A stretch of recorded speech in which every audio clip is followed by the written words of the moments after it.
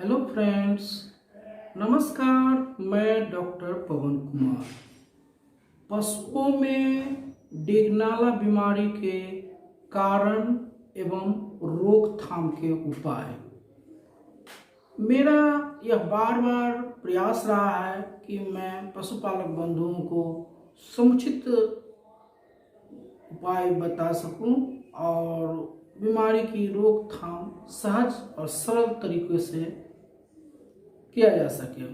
इसी कड़ी में पिछले 3 वीडियो से मैं लगातार डेगनाला बीमारी के बारे में बता रहा हूं, जिसमें कि गायों में, भैंसों में एवं उनके पारा पारी बाछा बाछियों में ये बीमारी किस प्रकार से किस हद तक पशुओं को परेशान करती है और इससे पशु लाचार हो जाती है, मैं लगातार बताते आ रहा हूँ। इसी कड़ी में डेगनाला के कारण को जानने के लिए मैं बहुत सारे गांवों में क्षेत्र भ्रमण किया, जिससे मुझे एक अनुभव हुआ कि वहाँ पर जो मुख्य कारण है वो पशुओं का, चाहे वो डेगनाला बीमारी हो अथवा इसे विभिन्न क्षेत्रों में गलगलिया रोग से भी जाना जाता है, कहीं कहीं इसे पुचकटवा रोग के नाम से भी पुकारा जाता है। तो इनके कारण जानने जब मैं वहाँ पहुँचा तो बड़ा ही अजीबोगरीब कारण सामने आया। उसमें जो सबसे प्रमुख कारण था वह चारा। मेरे पास कुछ चारा का सैंपल है, मैंने एकत्रित करके क्षेत्र से लाया हूँ, आप देखेंगे। और आशा है कि इस प्रकार के चारे अपने पशु को नहीं देंगे, नहीं तो वह डेगनाला बीमारी, पुचकटवा रोग से, कुष्ठ बीमारी से वह ग्रसित हो जाएगी। ये मेरे पास एक चारे का सैंपल है, आप देखिए इसे। ये गेहूं है मेरे हाथ में। इस गेहूं को आप देखिए, ये गेहूं में घुन लगा हुआ है। इसमें जो है फफूंद का संक्रमण हो चुका है। इस प्रकार के गेहूं को अपने पशु को कदापि भी न खिलाएं। कुछ लोग करते हैं कि इसे धो देंगे, खिला देंगे, तो यह बीमारी का बहुत बड़ा कारण है इस प्रकार का गेहूं खिलाने से। दूसरा, ये पुआल का कुट्टी काटा हुआ है, देख सकते हैं आप। ये पुआल का जो कुट्टी है, इस पर भी देखिए कितना गंदा है, देखिए कितना गंदा, ऐसे धूल भी निकल रहा है। इसके नीचे में कादो, मिट्टी सब लगा हुआ है, देखिए ये बहुत ही गंदा है। लोग कहते हैं कि इसे पानी में धो करके दे देने से कुछ राहत मिल जाएगा, लेकिन ऐसी बात नहीं। एक बार जब फंगल इन्फेक्शन उसमें आ गया, फफूंद का जन्म हो गया, तो फफूंद जनित रोग इससे होने का पूरा डर रहता है और भय बना रहता है। इसलिए इस प्रकार का चारा खिलाना ही नहीं चाहिए। यह धान का पुआल ही नहीं, अगर गेहूं का कुट्टी भी काटा हुआ है तो आप इसे देख सकते हैं। देखने में तो यह बहुत साफ सुथरा लग रहा है, लेकिन इसमें फंगल इन्फेक्शन आ गया है। इसमें महक भी है, बदबू भी है और पूरा अंदर से इसमें गंदगी सटा हुआ है। ऊपर से तो ठीक ठाक लग रहा है, लेकिन अंदर से गंदगी है। और यह एक साथ पानी पड़ने के कारण इसमें थक्का भी बांध दिया है, देखिए थक्का बांधा हुआ है। दूसरा एक गेहूं का सैंपल मुझे मिला है, आप देख सकते हैं। ये देखिए गेहूं का दूसरा सैंपल है, इसमें भी बहुत सारा कीड़े लगे हुए हैं। ये खाने योग्य नहीं है, फिर भी हम अपने पशु को दे देते हैं।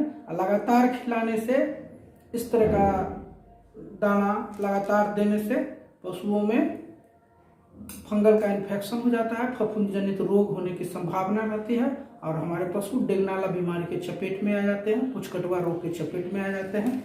देखिए ये मेरे पास कुछ मकई का सैंपल है, मैंने एकत्रित किया है। मकई देखिए, ऊपर से तो साफ सुथरा लग रहा है, लेकिन जब इसे नजदीक से गौर से देखेंगे तो इसके अंदर के बीच में काला काला, देखिए काला, ये जो धब्बा है यह पहचान है इसमें फफूंद का इन्फेक्शन का और फफूंद जनित प्रकोप का।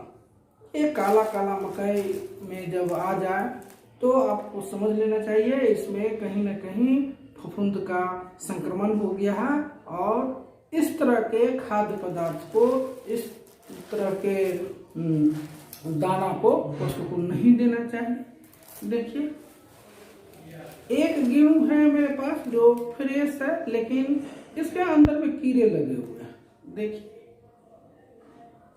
अब मैं इसे नीचे रखता हूँ और 2 गेहूं का सैंपल है मेरे पास। देखिए एक ये गंदा भद्दा, दूसरा साफ सुथरी दिखने वाले। मैंने 2 अलग अलग जगह से इसे एकत्रित किया।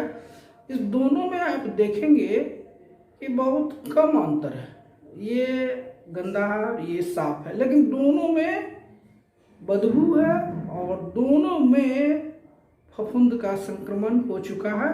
तो इस प्रकार के दाना को पशु को नहीं खिलाना चाहिए, नहीं तो पशु गलगलिया बीमारी, कुछ कटवा रोग, डेगनाला के संक्रमण में आ जाते हैं, और इससे पशु को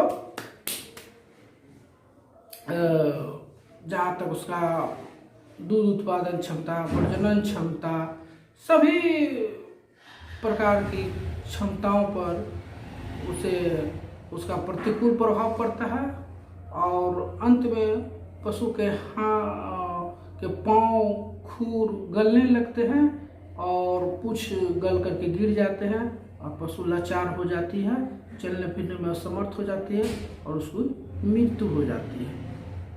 मैं बहुत सारा और भी सैंपल एकत्रित किया हूँ, आप देख सकते हैं। इस पॉलीथीन के अंदर मैंने क्षेत्र से भर कर लाया। ये गेहूं का भूसी है, और इस भूसा में भी आप पाएंगे कि बहुत सारा गंदगी है, जो कि पशु को खिलाने लायक नहीं है। कुछ और भी सैंपल है मेरे पास, आप देख सकते हैं। विभिन्न क्षेत्रों से एकत्रित करके लाया हूँ। ये देखिए बहुत ही गंदा और भद्दा है। देखिए इस प्रकार के सड़े गले चारा को, दाना को पशु को नहीं खिलाना चाहिए। अगर आपके पास मकई पर्याप्त मात्रा में है और साफ सुथरा है तो आप उसे खिला सकते हैं। ये देखिए साफ सुथरा मकई है, इसे आप उसे खिला सकते हैं। इसे खिलाने के लिए सबसे पहले आप इसका जब दर्रा बनाते हैं तो इसमें चारकोल का प्रयोग कर सकते हैं। उसके साथ 15 से 20 ग्राम तक चारकोल और खाने वाला सोडा मिला करके इसे साफ कर सकते हैं।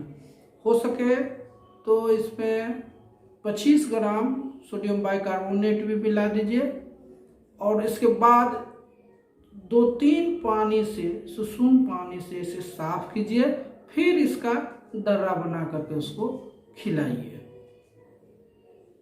अक्सर ऐसा देखा जाता है कि दिसंबर से लेकर के जनवरी फरवरी माह तक पशुओं का चारा का घोर अभाव हो जाती है। अगर शीत लहर का प्रकोप हो तो हमारे पशुपालक बंधु जहाँ घर से निकलने में असमर्थ होते हैं, वहीं दूसरी ओर चारा इकट्ठा करने में, एकत्रित करने में सफल नहीं हो पाते हैं। तो ऐसे स्थिति में जो घर में चारा दाना रहता है उसे ही खिला दिया जाता है, जिसके कारण हमारे पशु बीमार हो जाते हैं। इसलिए ऐसे चारे को खिलाने से बचना चाहिए। यदि पशु को इस प्रकार का रोग का प्रकोप हो जाए तो उसे नीम का प्रयोग करना चाहिए। नीम का पत्ता और दाना को एक साथ खौला देना चाहिए और जब दाना सिद्ध हो जाए तो नीम के पत्ते के साथ ही उसे खिला देना चाहिए। ऐसा प्रतिदिन करने से